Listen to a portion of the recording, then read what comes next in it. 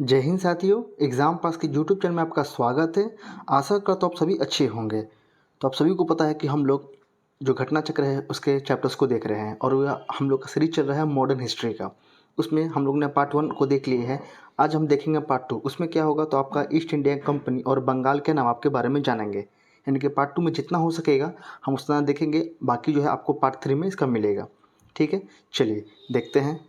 आपका यहाँ पे पहला क्वेश्चन यहाँ पे पहला क्वेश्चन आपका यहाँ पे कि निम्नलिखित में से कौन एक मुगल सम्राट द्वारा नियुक्त बंगाल का अंतिम गवर्नर था। इसका आंसर हो जाएगा आपका मुर्शिद कुली खान। और ये जान लीजिए, ये 70वीं बीपीएससी के लिए काफ़ी इंपॉर्टेंट चीज़ है, इसी को आप ध्यान में रखेंगे। दूसरा क्वेश्चन है आपका, मुगल बादशाह द्वारा नियुक्त बंगाल का अंतिम सूबेदार कौन था। आंसर हो जाएगा मुर्शिद कुली खां। तीसरा है, निम्नलिखित में से कौन सा युद्ध जिसने भारत में ब्रिटिश प्रभुत्व को प्रारंभ किया है। आंसर हो जाएगा बी, यानी कि प्लासी का युद्ध। कब हुआ था? 23 जून 1757 को ये युद्ध हुआ था। इसे डेटिंग भी याद रखेंगे। क्वेश्चन नंबर 4 को देखते हैं। क्वेश्चन नंबर 4 है, इंग्लैंड की ईस्ट इंडिया कंपनी की भारत में प्रथम निर्णायक सैन्य सफलता मानी जाती है किसे। आंसर हो जाएगा प्लासी का युद्ध के को कहा जाता है। 5 है, प्लासी का युद्ध कब लड़ा गया तो आंसर हो जाएगा 1757, 23 जून 1757। क्वेश्चन नंबर 6 है, सिराजुद्दौला लॉर्ड क्लाइव द्वारा परास्त हुआ डैश के युद्ध में। आंसर हो जाएगा प्लासी के युद्ध में। यही आगे जाके फिर आपका बक्सर का युद्ध में 2-3 पार्टी मिलके लड़े थे। चलिए क्वेश्चन नंबर 7 है, भारतवर्ष में ब्रिटिश साम्राज्य का संस्थापक कौन है। आंसर हो जाएगा Lord Robert Clive. Question number आपका 8 है, निम्नलिखित में से किसे स्वर्ग से उत्पन्न सेना नायक कहा जाता है। क्वेश्चन नंबर 8 है, तो इसका आंसर हो जाएगा बी, यानी कि क्लाइव एक सैनिक रूप में जाने जाते हैं। यहाँ पे क्लाइव हो जाएगा, आंसर बी हो जाएगा। क्वेश्चन नंबर 9 है, प्लासी का युद्ध का मैदान कहाँ स्थित है। आंसर हो जाएगा आपका पश्चिम बंगाल में। प्लासी के युद्ध का जो कहाँ पे है जगह, वो आपका है पश्चिम बंगाल में। 10 है, निम्न में से किसने अपनी राजधानी मुर्शिदाबाद से मुंगेर स्थानांतरित की थी। ट्रांसफ़र किसने किया था। आंसर हो जाएगा मीर कासिम ने। क्वेश्चन नंबर 11 है, सबसे अधिक निर्णायक युद्ध जिसने अंग्रेजों के भारत में प्रभुत्व को स्थापित किया, कौन सा युद्ध है वो। आंसर हो जाएगा बक्सर का युद्ध। कब है तो यहाँ पे देखेंगे डेट 23 अक्टूबर 1764 को। आगे चलते हैं। क्वेश्चन नंबर आपका यहाँ पे 12 है, अंग्रेजी ईस्ट इंडिया कंपनी द्वारा लड़े गए निम्नलिखित युद्ध में से कौन सा सर्वाधिक निर्णायक युद्ध था। आंसर हो जाएगा बक्सर की लड़ाई। क्वेश्चन नंबर 13 है, निम्नलिखित में से कौन सा युद्ध भारत में अंग्रेजों के आधिपत्य की स्थापना की दृष्टि से सबसे महत्वपूर्ण समझा जाता है। आंसर हो जाएगा बक्सर की युद्ध की लड़ाई को। 14 है, बक्सर के युद्ध के समय दिल्ली का शासक कौन था। आंसर हो जाएगा शाह आलम द्वितीय। 15, बक्सर की लड़ाई के समय बंगाल का नवाब कौन था। आंसर हो जाएगा मीर जाफर। 16, बक्सर की लड़ाई के बाद किस संधि पर हस्ताक्षर किए गए हैं। आंसर हो जाएगा इलाहाबाद की संधि। क्वेश्चन नंबर आपका 17 है। क्वेश्चन नंबर यहाँ पे आपका 17 है कि निम्नलिखित में से जिस एक शासक ने ईस्ट इंडिया कंपनी को दीवानी प्राप्त की थी वो कौन था। आंसर हो जाएगा शाह आलम द्वितीय था, जो उसने दीवानी प्राप्त की थी, मतलब कि दिया था। आपका 18 है, 1765 में ईस्ट इंडिया कंपनी को बंगाल की दीवानी किसने प्रदान की थी। तो आंसर हो जाएगा बी, यानी कि मुगल सम्राट ने। अभी हम लोग ने ऊपर भी देखा था यही क्वेश्चन को। 19 है, किस गवर्नर के कार्यकाल में ईस्ट इंडिया कंपनी को शहंशाह शाह आलम द्वारा बंगाल, बिहार तथा उड़ीसा में दीवानी अधिकार दिए गए। आंसर हो जाएगा आपका लॉर्ड क्लाइव। क्वेश्चन नंबर 20 है, सम्राट शाह आलम द्वितीय ने ईस्ट इंडिया कंपनी को बंगाल, बिहार तथा उड़ीसा की दीवानी कब प्रदान की थी। आंसर हो जाएगा 12 अगस्त 1765। आपका 21 है, इलाहाबाद की संधि के बाद रॉबर्ट क्लाइव ने मुर्शिदाबाद का उप दीवान किसे बनाया था। आंसर हो जाएगा मोहम्मद रजा खान को। 22 है, 1765 में दीवानी प्रदान किए जाने के बाद ब्रिटिश सबसे पहले निम्नलिखित में से किस परवर्ती जनजाति के संपर्क में आए थे। आंसर हो जाएगा खासी। क्वेश्चन नंबर 23 है, अवध सल्तनत के हिंदू नायब वजीर के संदर्भ में निम्नलिखित कथनों में से कौन सा कथन सही है आपको वो बताना है। यहाँ पे 23, इसका आंसर को देख लेते हैं। इसका आंसर है सी, यानी कि 1 और 2 दोनों। यहाँ पे दोनों आपका सही है, यानी कि राजा टिकैत राय नवाब असफुद्दौला के अर्थ मंत्री थे। आगे है दूसरा आपका, अवध के नवाबों के राज्य में सामान्यतः कपितः हिंदू जातियों के लोगों को उच्च स्थान प्राप्त था। क्वेश्चन नंबर 24 देखेंगे अब। यहाँ पे 18वें शतक में भारत में लड़े गए युद्धों का निम्नलिखित में से सही क्रम कौन सा, आपको वो बताना है। आंसर हो जाएगा अंबर का युद्ध, पलासी का युद्ध, वांडीवास का युद्ध और लास्ट में आपका बक्सर का युद्ध। आगे देखते हैं। क्वेश्चन नंबर 25 है उस फ्रांसीसी सेनापति का नाम बताइए जो 1760 के वांडीवास युद्ध में पराजित हुआ था। आंसर हो जाएगा काउंट लाली। 26 है वांडीवास के युद्ध 1760 में किसके बीच हुआ था। आंसर हो जाएगा सी, यानी कि ब्रिटिश ने फ्रेंच को हराया था। 27 है 1760 का प्रसिद्ध वांडीवास का युद्ध अंग्रेजों द्वारा किसके खिलाफ लड़ा गया था। आंसर हो जाएगा फ्रांसीसी के। 28 है निम्नलिखित में से कौन सा युग में सही सुमेलित, आपको वो बताना है यहाँ पे। आंसर हो जाएगा बी, यानी कि वांडीवास का युद्ध हुआ था आपका फ्रांसीसी विरुद्ध ईस्ट इंडिया कंपनी, यानी कि फ्रांसीसी versus east India company. Question number आपका 29 है यहाँ पे, और ये लास्ट है कि निम्न में से किसने भारत में अंग्रेजों का सर्वाधिक विरोध किया था। आंसर हो जाएगा ए, यानी कि मराठों ने। ठीक है, और हम देखते हैं इसका अगला चैप्टर आपका है क्षेत्रीय राज पंजाब और मैसूर के बारे में हम लोग पढ़ेंगे। चलिए इसके एमसीक्यू को देख लेते हैं डायरेक्ट। यहाँ पे है आपका पहला क्वेश्चन, यहाँ पे रंजीत सिंह के राज में सम्मिलित था तो क्या था। आंसर हो जाएगा श्रीनगर। दूसरा क्वेश्चन है इसका, रंजीत सिंह का संबंध किस मिसेल से था। तो आंसर हो जाएगा डी, यानी कि शुक्र चकिया से। आगे है तीसरा, रंजीत सिंह किस मिसल से संबंधित है। आंसर हो जाएगा आपका ए, यानी कि शुक्र चकिया से। क्वेश्चन नंबर यहाँ पे 4 है, महाराजा रंजीत सिंह के राज की राजधानी क्या थी। तो आंसर हो जाएगा आपका लाहौर। क्वेश्चन नंबर 5 है आपका, राजा रंजीत सिंह के ने किस स्थान पर अदालत ए आला की स्थापना की थी। अदालत ए आला की स्थापना की थी। आंसर हो जाएगा लाहौर में। क्वेश्चन नंबर 6 है, अमृतसर की संधि महाराजा रंजीत सिंह और डैश के बीच संपन्न हुई, किनके किनके बीच हुआ था। आंसर हो जाएगा महाराजा रंजीत सिंह और लॉर्ड मिंटो के बीच में। क्वेश्चन नंबर 7 है, रंजीत सिंह ने सुप्रसिद्ध कोहिनूर हीरा प्राप्त किया था। कोहिनूर हीरा किससे प्राप्त किया था। आंसर हो जाएगा शाह शुजा से। क्वेश्चन नंबर 8 देख लेते हैं, निम्नलिखित में से किसने कहा था ईश्वर की इच्छा थी कि मैं सब धर्मों को एक निगाह से देखूं, इसलिए उसने दूसरी आंख की रोशनी ले ली। आंसर हो जाएगा कहा था महाराजा रंजीत सिंह ने। क्वेश्चन नंबर 9 है, महाराजा रंजीत सिंह के उत्तराधिकारी कौन थे। आंसर हो जाएगा खड़ग सिंह। क्वेश्चन नंबर 10, सिख राज्य का अंतिम राजा कौन था। आंसर हो जाएगा दलीप सिंह। क्वेश्चन नंबर 11 है आपका, पंजाब के पूर्व महाराजा दलीप सिंह के विषय में निम्नलिखित में से कौन सा कथन सत्य है, आपको वो बताना है। आंसर है 23 अक्टूबर 1893 को उनका निधन पेरिस में हुआ। कहाँ पे हुआ था। पेरिस में हुआ था। 12 है, सिख साम्राज्य का अंतिम शासक था। इसका आंसर हो जाएगा दलीप सिंह। 13, पंजाब के विलय के संबंध में निम्नलिखित में से कौन सा कथन असत्य है, आपको वो बताना है। इसमें कौन सा असत्य है, आपको वो बताना है। आंसर हो जाएगा सी, यानी कि दलीप सिंह को 2.5 लाख रुपए वार्षिक पेंशन दी गई थी। ये आपका जो है गलत है। क्वेश्चन नंबर 14 देख लेते हैं, पंजाब के विलय के पश्चात पंजाब पर शासन करने के लिए निम्नलिखित में से कौन 3 की परिषद का सदस्य नहीं था। आपको वो बताना है 14।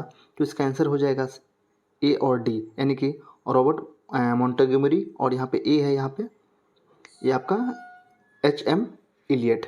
ठीक है, चलिए आगे देखते हैं। क्वेश्चन नंबर 15, प्रथम आंग्ल मैसूर युद्ध 1767 से लेकर 69 के में कौन से विजय हुआ था। आंसर हो जाएगा हैदर अली। प्रथम आंग्ल मैसूर जो हुआ था उसमें हैदर अली की जो है विजय हुई थी। 16, निम्नलिखित में से कौन 1755 में डिंडीगुल मैसूर में एक आधुनिक शस्त्रागार की स्थापना की थी। आंसर हो जाएगा बी, यानी कि हैदर अली ने। क्वेश्चन नंबर 17 है, ब्रिटिश जनरल जिसने हैदर अली को पोर्टोनोवा के युद्ध में हराया। आंसर हो जाएगा सर आयरकूट। किसने। सर आयरकूट ने। क्वेश्चन नंबर 18 है, टीपू सुल्तान ने अपनी राजधानी बनाई। आंसर हो जाएगा ए, यानी कि श्रीरंगपट्टनम में। क्वेश्चन नंबर 19 है, निम्नलिखित भारतीय शासकों में कौन सा जिसने विदेशों में आधुनिक पद्धति से दूतावास स्थापित किए थे। आंसर हो जाएगा टीपू सुल्तान ने। क्वेश्चन नंबर 20 है, टीपू सुल्तान ने ब्रिटिश सेना को 1780 में हराया था। आंसर हो जाएगा पुलिलूर में। क्वेश्चन नंबर 21 देखते हैं, अंग्रेजों ने श्रीरंगपट्टनम की संधि किसके साथ की थी। आंसर हो जाएगा सी, यानी कि टीपू सुल्तान के साथ। आगे देखते हैं। क्वेश्चन नंबर 22 देखते हैं, टीपू सुल्तान अंग्रेजों के साथ युद्ध में कब मारे गए थे। आंसर हो जाएगा बी, यानी कि 1799 में। यानी कि यहाँ देखेंगे टीपू सुल्तान चतुर्थ आंग्ल मैसूर युद्ध यानी कि 1799 में के दौरान अंग्रेजों से लड़ते हुए मारे गए थे। और यह कौन सा युद्ध था। ये चौथा युद्ध था।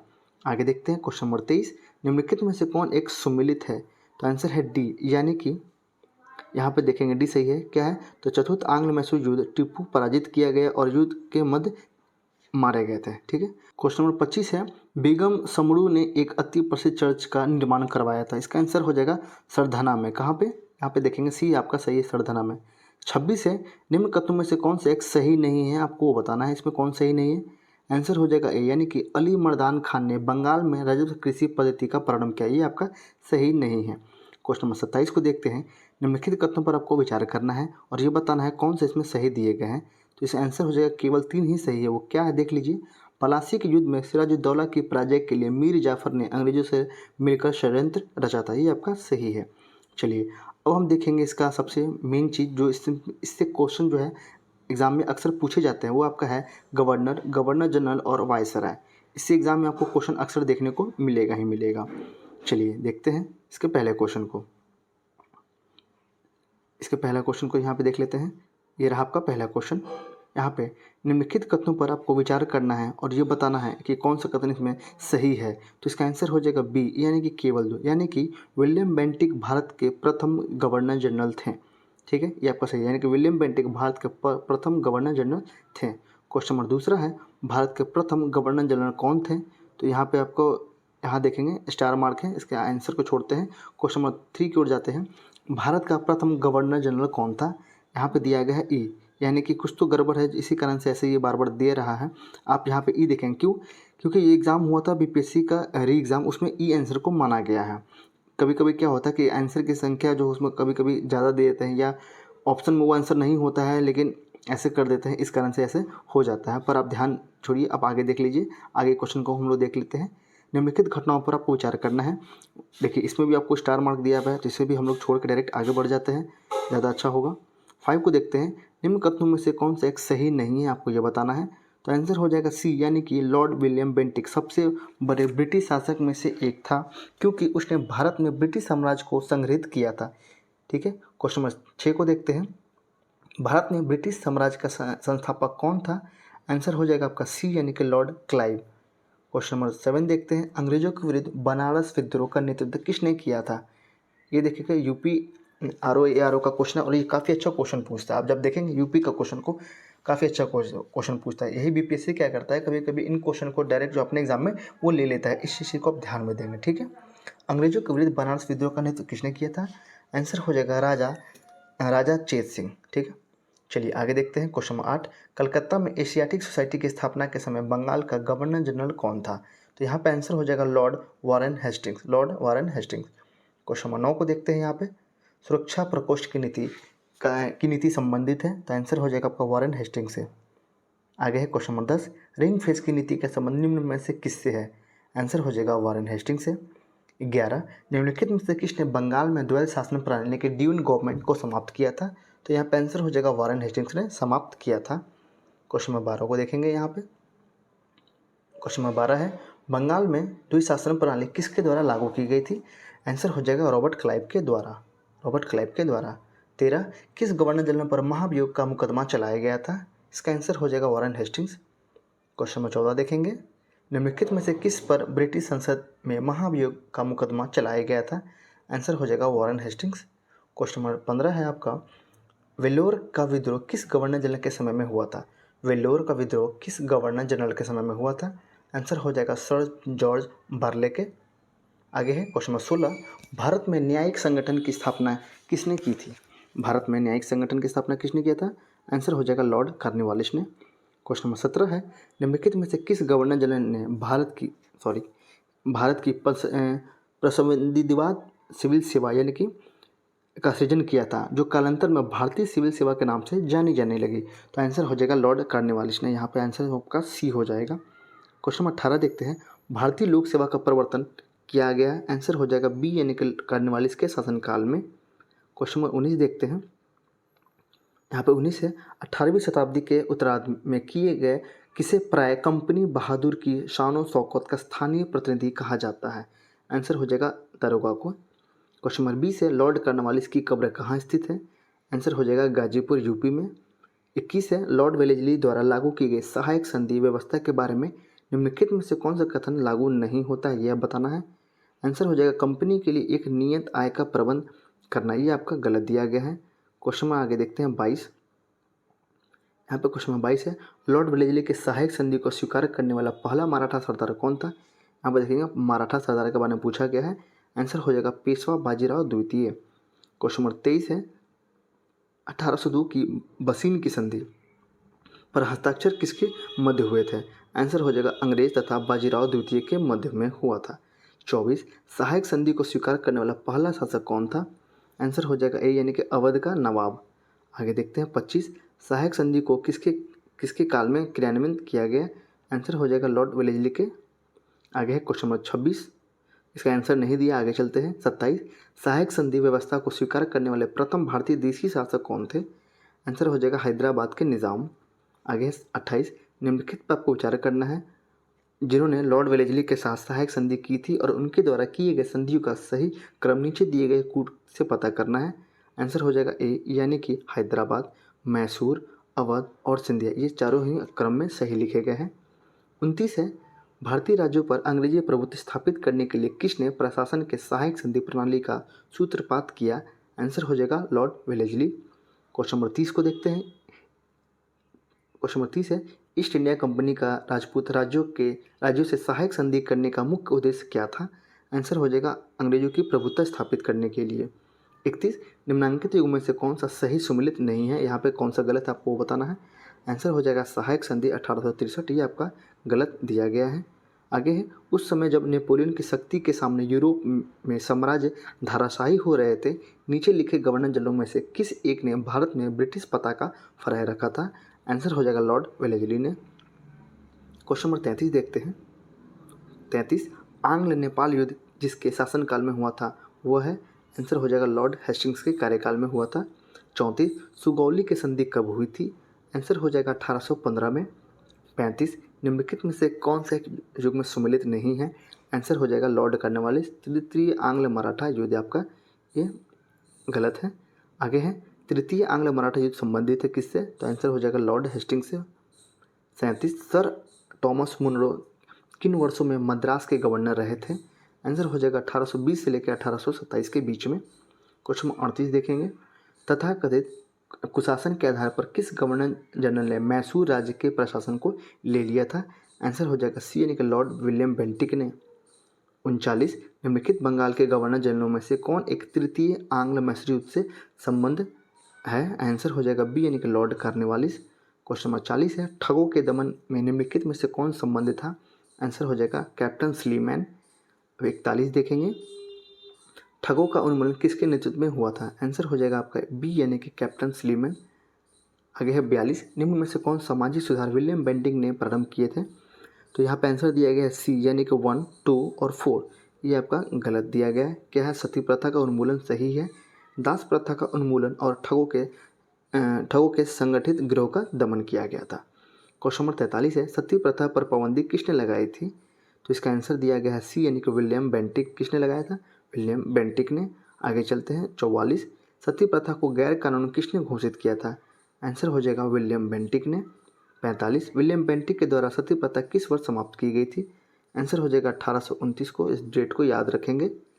46 हिल असेंबली प्लान किसके द्वारा आदिवासी उन्नति के लिए किया गया था? आंसर हो जाएगा क्लीवेल्ड। आगे है क्वेश्चन नंबर आपका 47 निम्न में से किस वर्ष बंगाल से दासों के निर्यात को रोक दिया गया था? आंसर हो जाएगा 1789 में।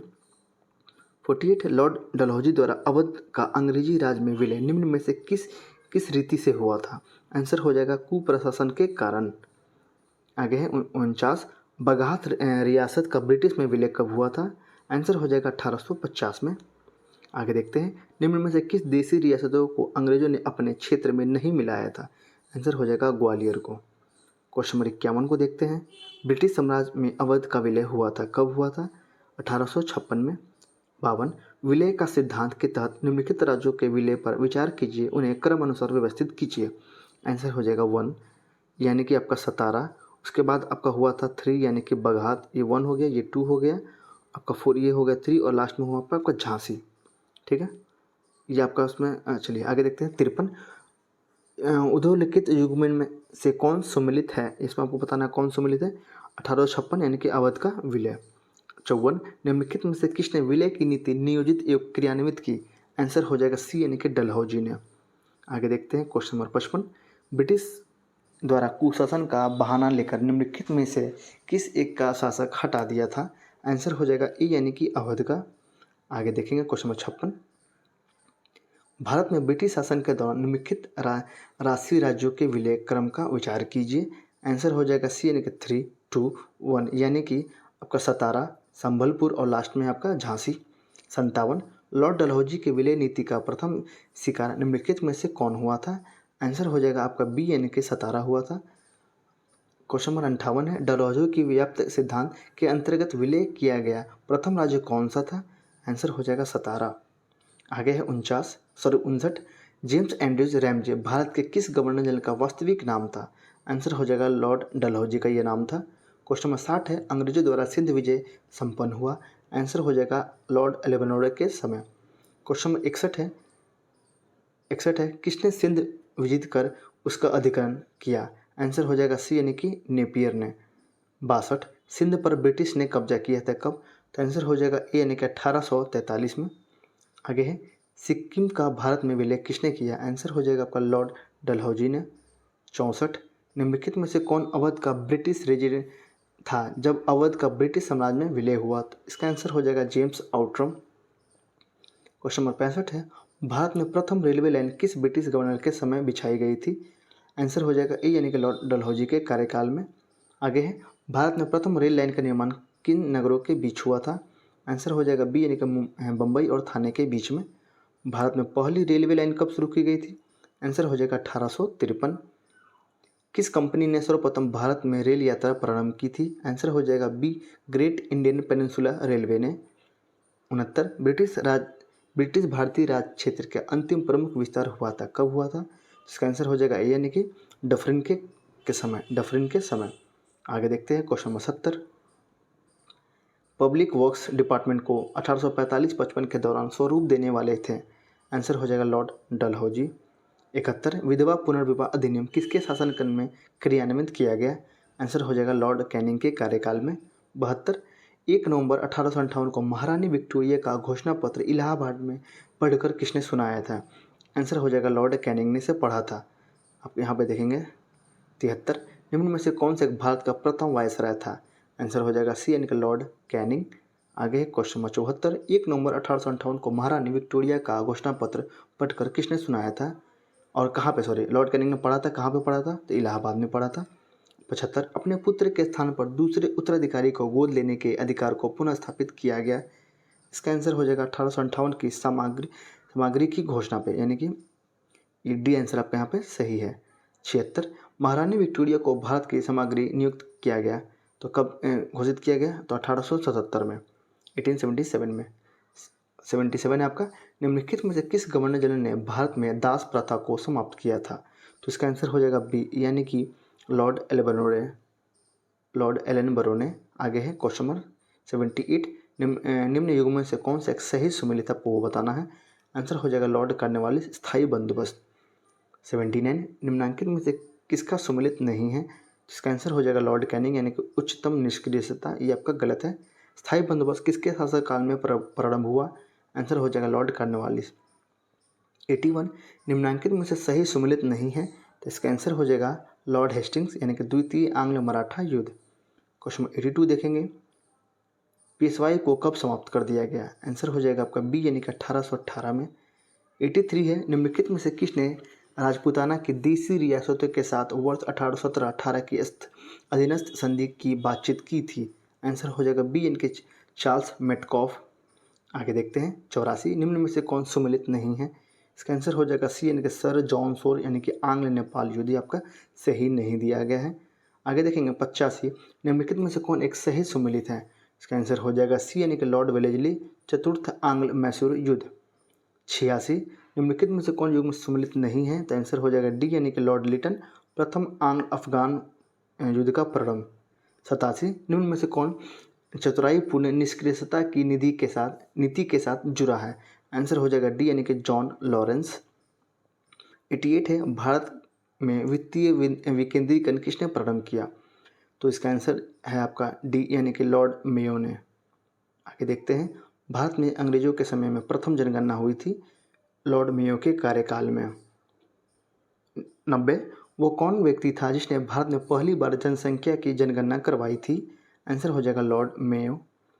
किस वायसराय की हत्या अंडमान निकोबार द्वीप समूह जब वे भ्रमण कर रहे थे एक दंडित अपराधी द्वारा की गई थी?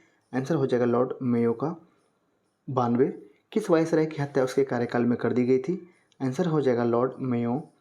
93। लॉर्ड मेयो के 1870 के संकल्प के बारे में निम्नलिखित में से कौन कथन सही है, आपको वो बताना है। यहाँ पे सारे कथन सही दिए गए हैं, यानी कि केंद्रीय और प्रांतीय वित्त को विभाजित करने वाला यह पहला कदम था और प्रांतीय सरकारों को कुछ सेवाएं प्रशासित करने का अधिकार दिया गया। इसने मौजूदा असमानता को सुधारने का प्रयास किया। इसने प्रांतों की वास्तविक आवश्यकताओं पर ध्यान दिया था। क्वेश्चन नंबर 94 है, अफगानिस्तान के प्रति एक जोश भरी अग्र फॉरवर्ड नीति का अनुसरण करने वाला गवर्नर जनरल कौन था? आंसर हो जाएगा लिटन था ये। 95। अफगानिस्तान के प्रति आक्रामक नीति किस वायसराय ने अपनाई थी? आंसर हो जाएगा लॉर्ड लिटन ने। यहाँ पे बी आंसर आपका सही है। क्वेश्चन नंबर 96 है, लॉर्ड लिटन निम्नलिखित में से किस संबंधित नहीं है? आंसर हो जाएगा डी, यानी कि एल्बर्ट बिल से संबंधित नहीं है। 97 है, कौन भारत का वायसराय सबसे दीर्घकाल तक रहा था? आंसर हो जाएगा ए, यानी कि लॉर्ड कर्जन। 98। भारत में स्थानीय स्वायत्ताशासी संस्थाओं 1882 में सशक्त की गई थी। आंसर हो जाएगा बी, यानी कि लॉर्ड रिपन के द्वारा। यहाँ पे हो जाएगा लॉर्ड रिपन के द्वारा। आगे चलते हैं, क्वेश्चन नंबर आपका यहाँ पे है 99। भारत में स्थानीय स्वायत्त शासन को किसने प्रोत्साहित किया था? आंसर हो जाएगा डी, यानी कि लॉर्ड रिपन। आगे देखते हैं 100। इल्बर्ट बिल विवाद किससे संबंधित था? तो आंसर हो जाएगा सी, यानी कि यूरोप के लोगों के मामलों की सुनवाई करने के लिए भारतीय न्यायाधीशों पर लगाई गई अयोग्यता को हटाया जाना, इस कारण से। क्वेश्चन नंबर 101 है, भारत में उपनिवेशी शासन के संदर्भ में 1883 में पारित इल्बर्ट बिल का उद्देश्य था? आंसर हो जाएगा ए, यानी कि जहां तक अदालतों की दांडिक अधिकारिता का संबंध था, भारतीय तथा यूरोपीय लोगों को बराबरी पर रोकना। आगे देखते हैं, क्वेश्चन 102 है आपका, किसकी पदावधि में महिलाओं तथा बच्चों की कार्यविधि के घंटों को सीमित करने तथा स्थानीय शासन को आवश्यक नियम बनाने के लिए प्राधिकृत करने के लिए प्रथम फैक्ट्री अधिनियम का अधिग्रहण किया गया? आंसर हो जाएगा आपका लॉर्ड रिपन। आगे देखते हैं 103। निम्नलिखित कथनों पर आपको विचार करना है और सही कथन का आपको चयन करना है। आंसर हो जाएगा केवल 2 ही सही है। क्या है? तो एन.एम. लोखंडे ब्रिटिश भारत के मजदूर आंदोलन संगठित करने के अग्रगामी थे, सही है। क्वेश्चन नंबर 104 है, निम्नलिखित में से किसे भारत में स्थानीय स्वायत्त शासन का जनक माना जाता है? आंसर हो जाएगा लॉर्ड रिपन। 105 है, निम्नलिखित में से कौन युग में सही सम्मिलित नहीं है? तो इसका आंसर हो जाएगा ए, यानी कि स्थानीय शासन लॉर्ड लिटन। ये आपका गलत दिया गया है। 106 है, सूची को 2 से आपको मिलान करना है, तो इसका आंसर हो जाएगा ए, यानी कि ये सही है। यानी कि क्लाइव क्या हो जाएगा? तो बंगाल में दोहरा शासन हो जाएगा। बेंटिक क्या हो जाएगा? तो इसका आंसर हो जाएगा अंग्रेजी शिक्षा। चार्ल्स मेटकॉफ क्या हो जाएगा? प्रेस पर प्रतिबंधित। और कर्जन क्या हो जाएगा? तो बंग विभाजन, इनके बंगाल विभाजन। आगे देखते हैं 107 है, सूची 1 को 2 से आपको मिलान करना है और इसका आंसर हो जाएगा ए, यानी कि लॉर्ड डलहौजी क्या है? तो व्यापगत का सिद्धांत। दूसरा आपका लॉर्ड विलियम बेंटिक क्या है? तो सती प्रथा का निषेध। लॉर्ड रिपन क्या है? तो आप इसका आंसर हो जाएगा स्वायत्त प्रशासन। और कर्जन क्या है? तो बंगाल का विभाजन। आगे देखते हैं 108। निम्नलिखित में से कौन सी जोड़ी गवर्नर जनरल और घटना सम्मिलित है? जिसका आंसर हो जाएगा सी, यानी कि लॉर्ड एलनबरो सिंध का विलय। 109 है, भारतीय पुरातत्व सर्वेक्षण की स्थापना किसके काल में हुई थी? आंसर हो जाएगा लॉर्ड कर्जन के कार्यकाल में। 110, भारतीय पुरातत्व सर्वेक्षण की स्थापना हुई थी? इसका आंसर हो जाएगा लॉर्ड कर्जन के काल में। 112 देखते हैं, 111 का आंसर नहीं दिया गया है। प्राचीन स्मारक संरक्षण एक्ट किस गवर्नर जनरल के कार्यकाल में पारित हुआ था? आंसर हो जाएगा लॉर्ड कर्जन के कार्यकाल में। 113 देखते हैं, भारत में कर्जन के प्रशासन की तुलना औरंगजेब से किसने की थी? इसका आंसर हो जाएगा बी, यानी कि जी.के. गोखले ने। आगे है इंपीरियल कैडेट कॉर्प्स की स्थापना किसने की थी? जिसका आंसर हो जाएगा बी, यानी कि लॉर्ड कर्जन ने। आगे है भारत में ब्रिटिश साम्राज्य के दौरान निम्नलिखित वायसरॉय पर विचार कीजिए। तो इसका आंसर हो जाएगा आपका अवसायी क्रम अनुसार बताना है। इसका आंसर हो जाएगा ए, यानी कि कर्जन, चेम्सफोर्ड, हार्डिंग और लॉर्ड इरविन। आगे है 116, असैनिक प्रशासन 1905 के संदर्भ में कौन सा कथन सही है, आपको वो बताना है। तो इसका आंसर दिया गया यहाँ पे बी, यानी कि 1 और 2 दोनों। क्या है? तो लॉर्ड कर्जन ने प्रांतीय सीमाओं को पुनर्गठित करने का निर्णय लिया था। पूर्वी बंगाल और असम नामक एक नया प्रांत बनाया गया। 117 देखेंगे, लॉर्ड कर्जन के संदर्भ में कौन सा कथन सत्य है, आपको वो बताना है। इसका आंसर हो जाएगा दोनों ही सत्य है। क्या है, तो अंग्रेजी साम्राज्य को ग्रेनाइट की चट्टान पर स्थापित करना और कलकत्ता निगम अधिनियम की घोषणा करना। 118 है, फूट डालो और राज करो की रणनीति अपनाई किसने। इसका आंसर हो जाएगा लॉर्ड कर्जन और लॉर्ड मिंटो के द्वारा, दोनों के द्वारा अपनाया गया था।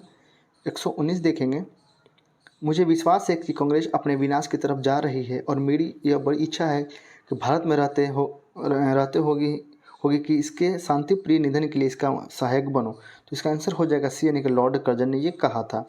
आगे देखें 120, इनमें से किस गवर्नर जनरल ने सबसे पहले पृथक निर्वाचन मंडल की व्यवस्था मुसलमानों को जीतने व उन्हें कांग्रेस के विरुद्ध करने के लिए इस्तेमाल किया। इसका आंसर हो जाएगा लॉर्ड मिंटो ने। 121 है, निम्नलिखित में से कौन भारत का एकमात्र यहूदी वायसराय था। इसका आंसर हो जाएगा लॉर्ड रीडिंग।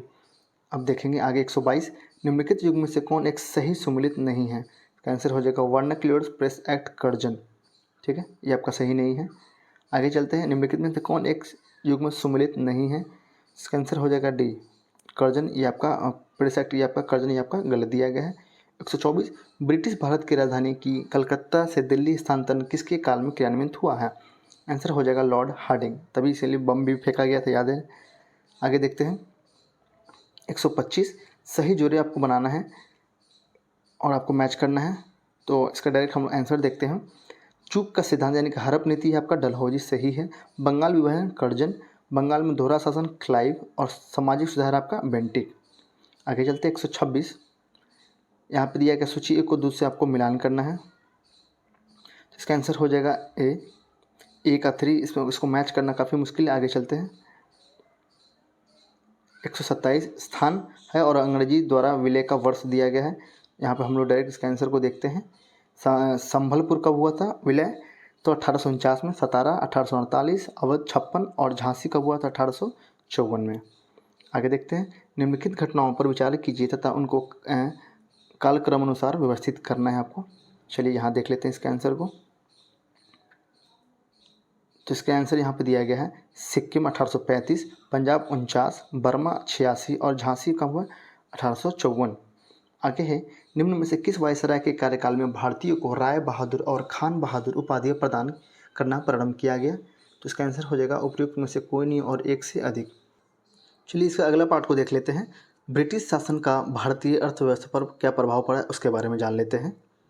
चलिए इसके एमसीक्यू को देख लेते हैं। पहला क्वेश्चन आपका यहाँ पे, भारत में उपनिवेशी शासन काल में होम चार्जेस भारत के संपत्ति दोहन का महत्वपूर्ण अंग थे। निम्नलिखित में से कौन सी निधि होम चार्जेस की संगठक थी।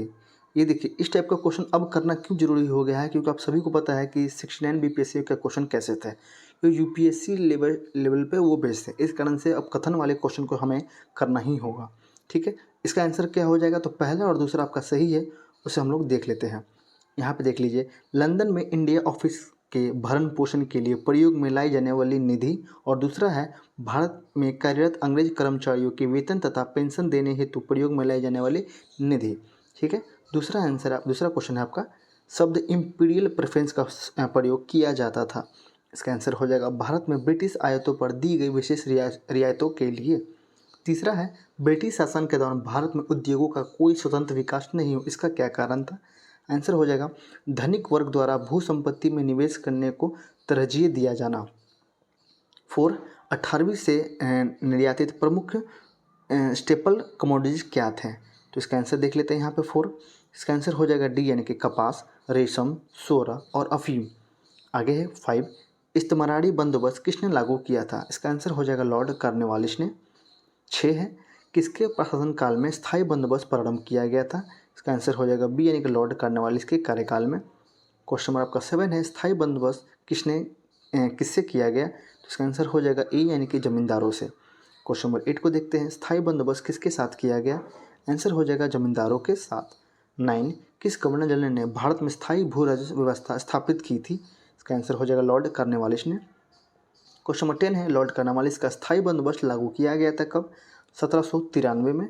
11, 1793 में लॉर्ड कॉर्नवालिस की भू व्यवस्था प्रणाली लागू होने के बाद कानूनी विवादों की प्रवृत्ति में बढ़ोतरी देखी गई थी, निम्नलिखित प्रावधानों में से किस एक को सामान्यतः इसके कारक के रूप में जोड़कर देखा जाता है? इसका आंसर हो जाएगा डी, यानी कि ए, बी और सी कथनों में से कोई भी नहीं, ये इसमें से कोई भी नहीं। आगे देखते हैं, क्वेश्चन नंबर 12 देखेंगे हम लोग। 12 है, चिरस्थायी बंदोबस्त 1793 के अंतर्गत जमींदारों से अपेक्षा की गई कि वे खेतिहारी को पट्टा जारी करेंगे। अनेक जमींदारों ने पट्टा जारी नहीं किया, इसका कारण क्या था? 12। तो इसका आंसर आप देखेंगे यहाँ पे बी है। क्या है? जमींदारों के ऊपर कोई सरकारी नियंत्रण नहीं था। क्वेश्चन नंबर 13 है आपका, बिहार में परमानेंट सेटलमेंट लागू करने का कारण क्या था? आंसर हो जाएगा आपका भू राजस्व का राजस्व निर्णय करना। भू राजस्व का राजस्व निर्णय करना। 14, रिक्त स्थानों को आपको पूर्ति करना है। क्या है? तो डैश, यानी कि हो जाएगा 1885 में बंगाल और बिहार में भूमि पर किराएदारों के अधिकारों को बंगाल किराएदारी अधिनियम द्वारा दिया गया था। कब है? तो 1885। क्वेश्चन नंबर 15 देखेंगे, निम्नलिखित में से कौन ब्रिटिश शासन के दौरान भारत में रैयतवारी बंदोबस्त के प्रारंभ किए जाने के संबंध से था? आंसर हो जाएगा आपका अलेक्जेंडर रीड और टॉमस मुनरो। क्वेश्चन नंबर 16 देखेंगे, रैयतवारी व्यवस्था सर्वप्रथम कहाँ लागू की गई थी? इसका आंसर हो जाएगा मद्रास। 17, भू राजस्व की स्थायी बंदोबस्त एवं रैयतवारी प्रणाली क्रमशः शुरू की गई थी। आंसर हो जाएगा यानी कि बंगाल तथा मद्रास में। आगे देखेंगे, question number 18, sir Thomas Munro भू राजस्व बंदोबस्त से संबंध है। आंसर हो जाएगा रैयतवारी बंदोबस्त। 19, मद्रास के रैयतवारी बंदोबस्त से कौन संबंधित रहा था? आंसर हो जाएगा मुनरो। क्वेश्चन नंबर 20 है, रैयतवारी प्रथा प्रारंभ की गई थी। इसका आंसर हो जाएगा टॉमस मुनरो। 21, अंग्रेजों ने रैयतवारी बंदोबस्त कहाँ लागू किया था? इसका आंसर हो जाएगा आपका मद्रास और बम्बई प्रेसिडेंसी में। क्वेश्चन नंबर 22 है, अंग्रेजों ने रैयतवारी व्यवस्था सर्वप्रथम प्रारंभ किया था मद्रास प्रेसिडेंसी में। 23, ये क्वेश्चन का आंसर ही नहीं दिया गया। आगे देखते हैं, रैयतवारी बंदोबस्त के संदर्भ में निम्नलिखित कथनों पर आपको विचार करना है। इसका आंसर हो जाएगा सी, सही के बारे में है, तो तीनों सही है आपका। किसानों द्वारा लगान सीधे सरकार को दिया जाता था। सरकार रैयत को पट्टा देती थी। कर लगाने से पूर्व भूमि का सर्वेक्षण और मूल्य निर्धारण किया जाता था। क्वेश्चन नंबर 25 देखेंगे, वो प्रथा जिसके तहत किसान स्वयं भूमि का मालिक होता था और सरकार को भू राजस्व के भुगतान के लिए जिम्मेदार माना जाता था।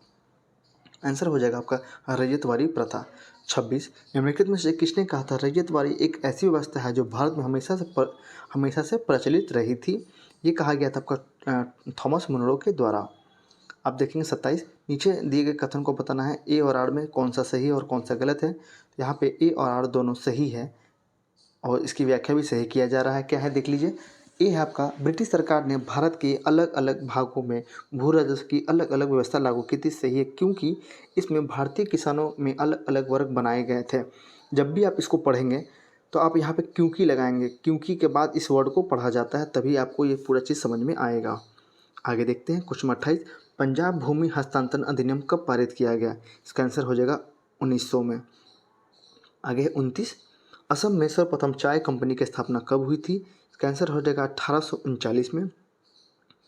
30 है, किसने बंगाल में महलवारी बंदोबस्त प्रणाली की शुरुआत की थी? इसका आंसर हो जाएगा हॉल्ट मैकेंजी ने। क्वेश्चन 31 है, सूची 1 को आपको 2 से मिलान करना है।